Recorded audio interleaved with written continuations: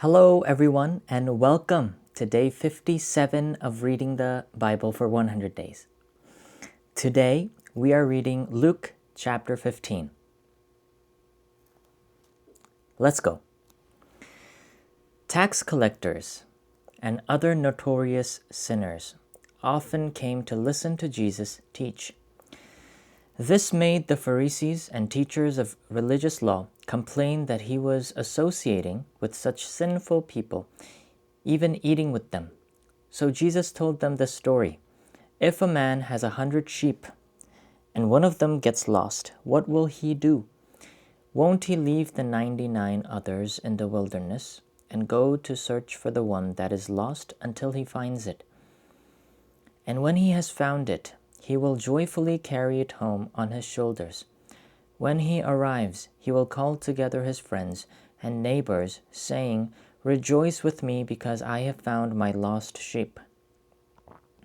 In the same way, there is more joy in heaven over one lost sinner who repents and returns to God than other 99 others who are righteous and haven't strayed away.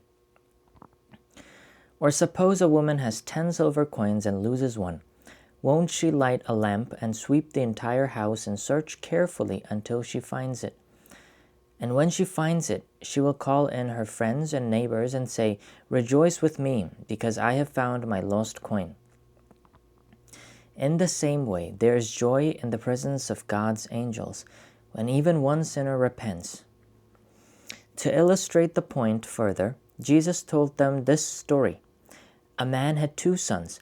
The younger son told his father, "I want my share of your estate now before you die." So his father agreed to divide his wealth between his sons. A few days later, his younger son packed all his belongings and moved to a distant land, and there he wasted all his money in wild living. About the time his money ran out, a great famine swept over the land, and he began to starve.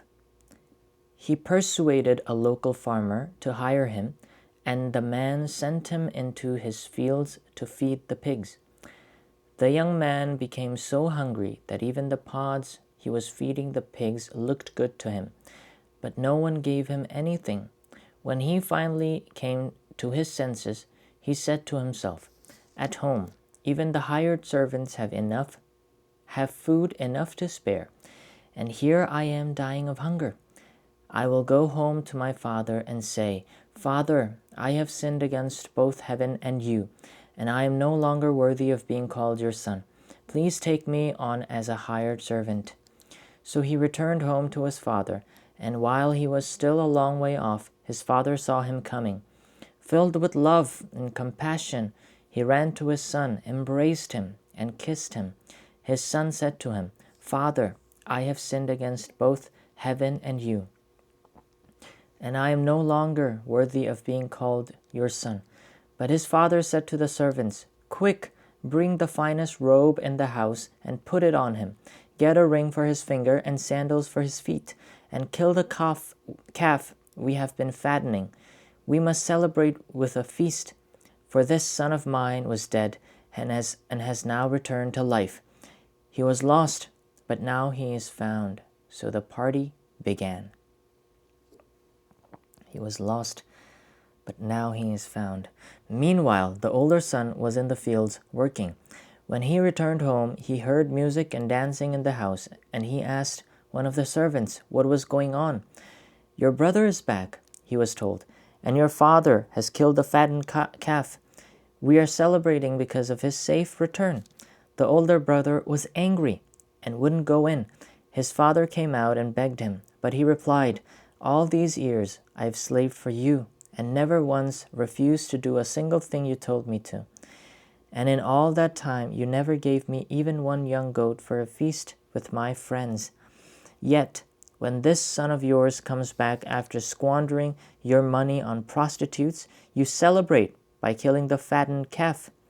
His father said to him, "Look, dear son, you have always stayed by me, and everything I have is yours.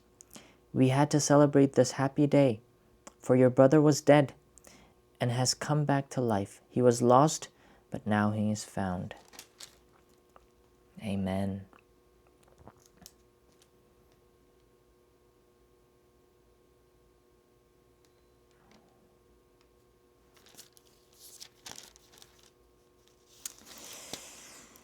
I talked about this yesterday also. I shared one of my thoughts and questions that I had. And this passage, chapter 15, also touches on that subject. I asked, what is something that distinguishes Christians from other non-believers? What is one thing that Christian would go as far as to do that someone else wouldn't? And I think this beautifully tells the character of our God, the God whom we believe in, right? He's a God who would go out of his way to find that one lost sheep.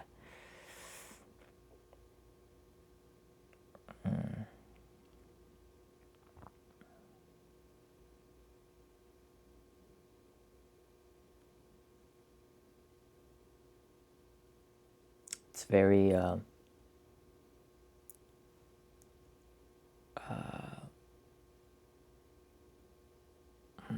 what's the word?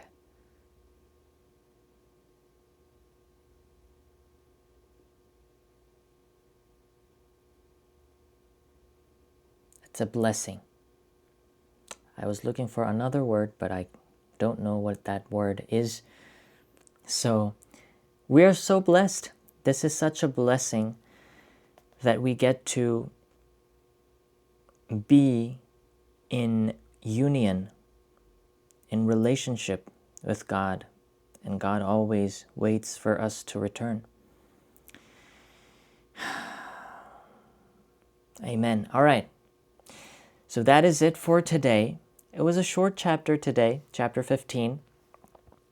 And thank you again for joining in every day.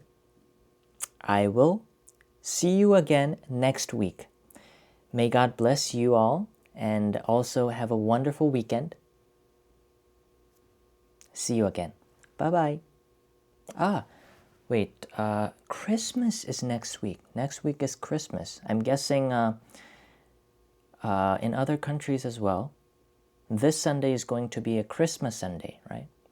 Christmas Sunday. So have a great weekend. Have a great Christmas weekend and have fun with your family, friends, people, right? Warm Christmas. Okay. All right. Thank you so much. Bye-bye.